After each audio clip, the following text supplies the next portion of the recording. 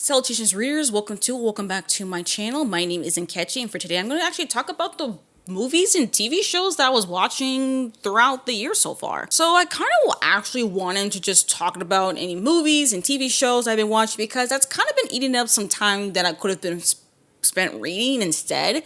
And I did watch a lot of new things I have not seen and also been rewatching some things. But I mostly just want to talk about the new stuff, not so much anything I've rewatched, whether it's a movie or a TV show. But I've been watching a lot more newer stuff, and I wanted to take an opportunity to just talk about that, not gonna lie. And I wanted to go about it in the way of like the mid-year book tag, but like movies, TV show edition. So I kind of will do it like tag style, but this is kind of more a wrap-up reflectioning kind of video. Hopefully y'all will like it. I really am experimenting with this, not gonna lie, but since I'm getting back into like watching new movies and TV shows, I figured, you know what? Let me just talk about it because I have spent a lot of time watching newer stuff. So I just want to give this an opportunity. So if you like it, like the video and all the stuff, comment down below any movies and TV shows you've been watching so far this year, and let's get right into it. So similar to the mid-year book tag videos, we're going to start with like the best movie or TV show you've seen so far. And for me, I think movie-wise, it's a little bit hard for me to narrow it down, but it's kind of battling between Knives Out 2019 with Past Lives 2023. I don't know which one is really the best one for me, but both of these movies right here, like they've mentally or like have a pretty much impact on me. Knives Out, I just really like the fact that it's like a mystery, and watching a mystery movie, like I don't really recall many movies that are actually a mystery, but like I really like this one, and I've even watched the sequel, and I'm much looking forward to the third, which is another movie, Knives Out with Jason. It was just so cool, and I really like the detective main guy, and I don't know, I just really like the direction that the director went with this movie, and now I just want to watch more of these movies. And then with Past Lives, I also really like how emotional it was, and that it is like a what if love story kind of thing, not like a typical romance movie, and it just stuck with me a lot longer than like I initially thought. And I'm also looking forward to watching more from the director as well in the future. So yeah, these two are, I think, will be like the best movies I've seen so far. And as far as TV show wise, I think the best one will have to be The Residence, which is I think a Netflix original. It's a mini series, and I really enjoyed this one. This is like around the lines of like Knives Out. This is mystery. It's like murder mystery, and it happened in like the White House, and like just about anyone in the White House is pretty much was a suspect. It's really good. It is really long though. The episodes are long. There's not many of them, but it's long. But I was so like glued to my screen watching this show. Okay, so I will have to say that this is definitely the show for me that's like, oh yeah, this is like the best one. And I am also glad that it is just a mini series. It's not going to be like another season or anything. But I would say if you have not seen this one, I recommend if you haven't seen it yet. And the next one, I want to talk about some best sequels I've seen. One of them, actually I did watch in theaters earlier this year, is Sonic the Hedgehog 3. Look, these Sonic movies, are they like the greatest kind of movies? No, but like as far as an adaptation of a video game character and featuring those video game characters in their lore, this was a very fun movie for me to watch in theaters. I really had a great time watching this with my siblings We all just like really enjoy watching these films. I think we watched all three of them in theaters now, and we are looking forward to the next one. And another sequel, though, I've also watched is Glass Onion 2022. So this is the sequel to Knives Out. This one, I didn't love it as much as Knives Out, but it is still a really good sequel, though. Following different characters, but we still have the same detective. Even the way we went about this mystery was also very different as well. It's not a murder mystery. It's a different kind of mystery. And I really like the turns and the way that the pacing of the story as well, like where certain scenes are going to happen. I really liked on how the director decided to like go with certain scenes and all the things. It was just really, really good. So Glass Onion, you could also watch on Netflix. Next thing is some new releases I haven't seen yet, but I really want to. One of them is Materialist. It's directed by Celine Song, the same director for Past Lives. I really want to watch this one. I've seen some people not quite enjoy it. I've seen people love it, seen people like, not so much. So I don't know where I'm going to lie with this one, but I feel as though I'm going to enjoy it. And then, of course, a really buzzy horror movie that came out this year, Sinners. I definitely got to watch this one. I don't know when I'll be able to. I think Sinners just gone to HBO Max. I don't have access to that, so I'm just gonna wait for my library to get a DVD and I'll just watch it like that. And now I want to talk about like my most anticipated like movie or TV show releases coming out in the second half of the year. I only know movie wise. I don't know anything about TV shows or anything. But one of them is the third Knives Out movie. I think it's Wake the Dead Man. I'm very curious about this one. I think this is gonna be available only on Netflix, so I will be watching it on Netflix as well. And then Guillermo del Toro is going to be adapting Frankenstein. I don't think I've actually watched any Frankenstein adaptation, so this will be very, very interesting for me to check out. But I don't think I've watched any Guillermo del Toro live action films. I think I've watched films that he's produced / directed. So like The Book of Life, I think he's directed that one or produced it. And I think he also directed / produced Maya and the Three, which is a miniseries available on Netflix as well. So I'm very curious actually to check out Frankenstein and see what I think. I haven't even reread Frankenstein since I read it in high school. So maybe I'll also reread Frankenstein before I watch this movie. Who knows? All right, editing me coming in to say that I also would like to say that I'm looking forward to watching Washington Black, which is a TV, I don't know if it's a miniseries, there's going to be mini seasons or whatnot, but I am looking forward to watching that when it comes this summer, actually. I think it's around the end of July.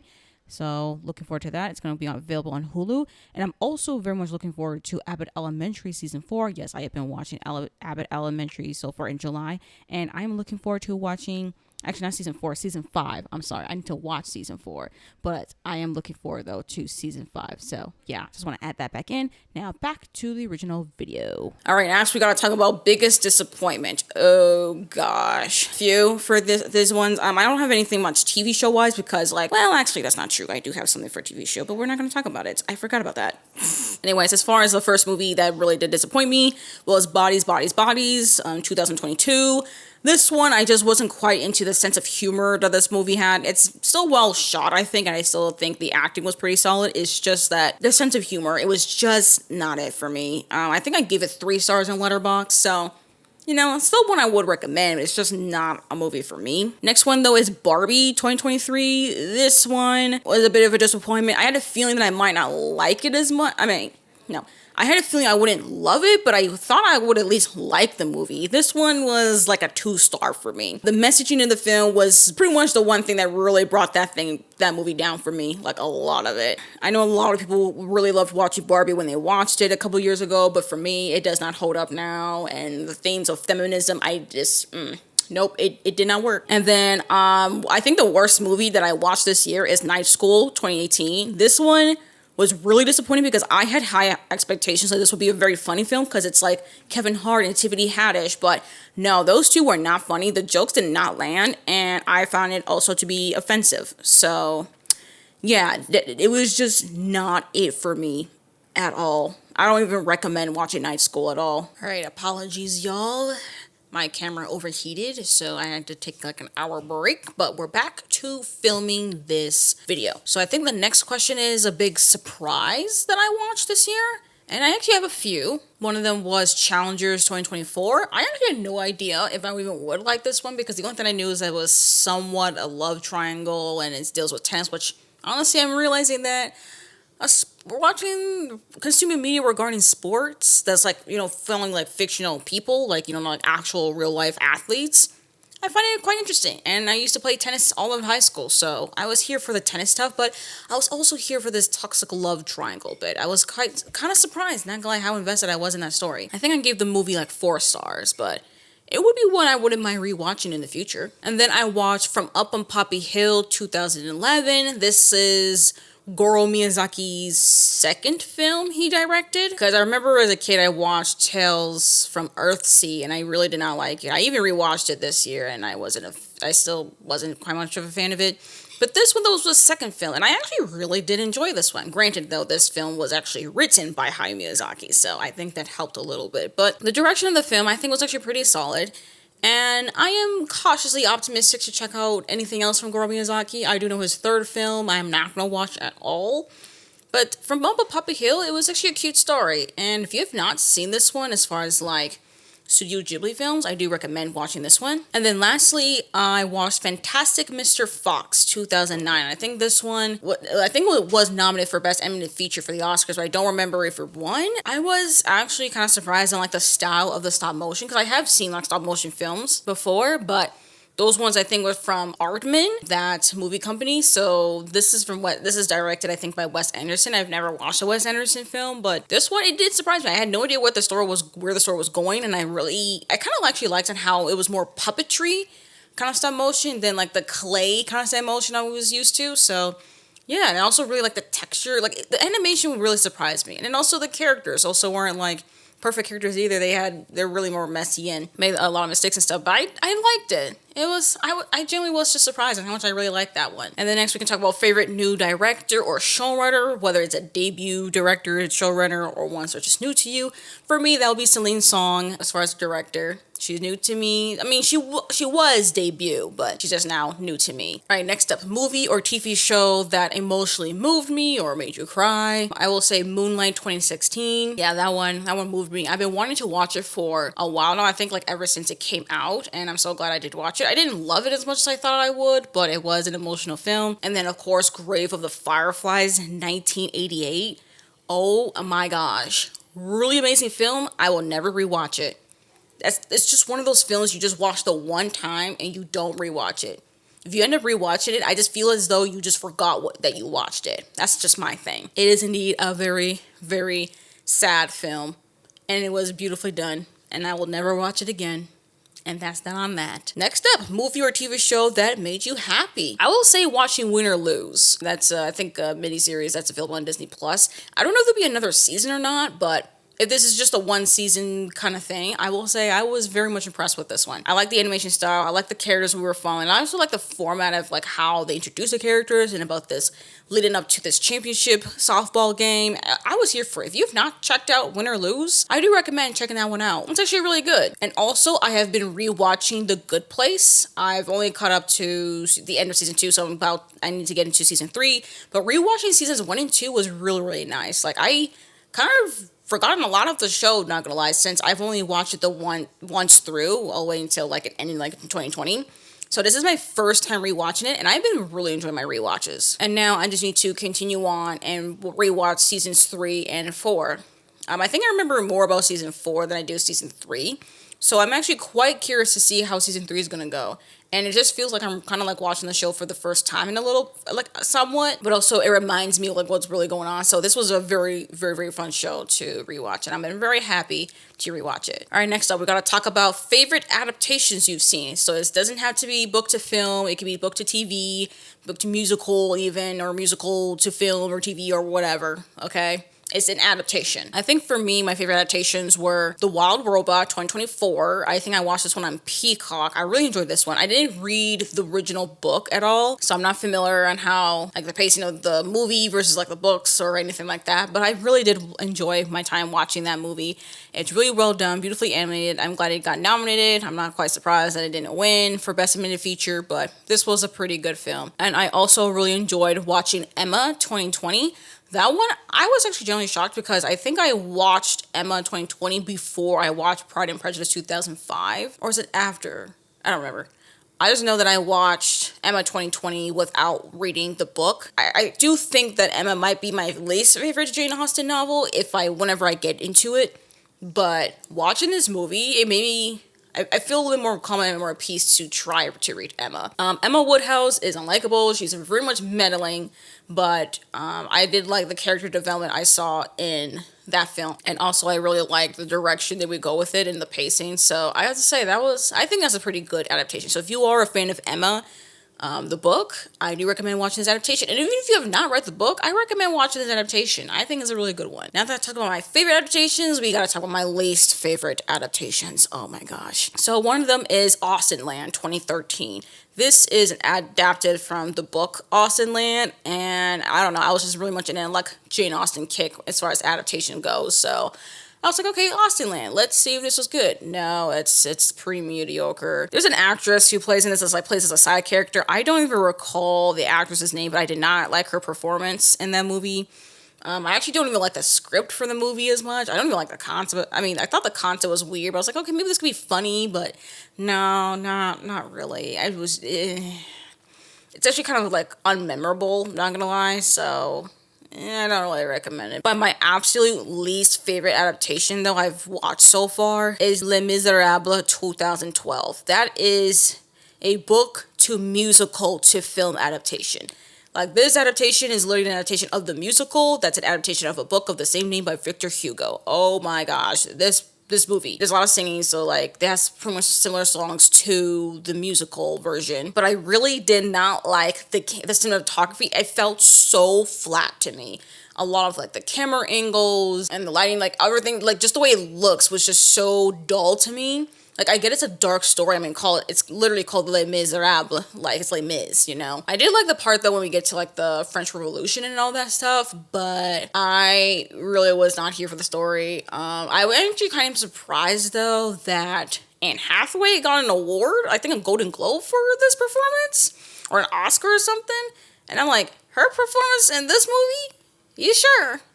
Ciao. Hugh Jackman also playing the lead titular character. I don't know, y'all. I don't know. I was not really impressed with these performances. And also, I really did not like the songs. Like, oh my gosh, I hated the songs so much. Not a single song was memorable to me. Except for, well, actually, there was one song.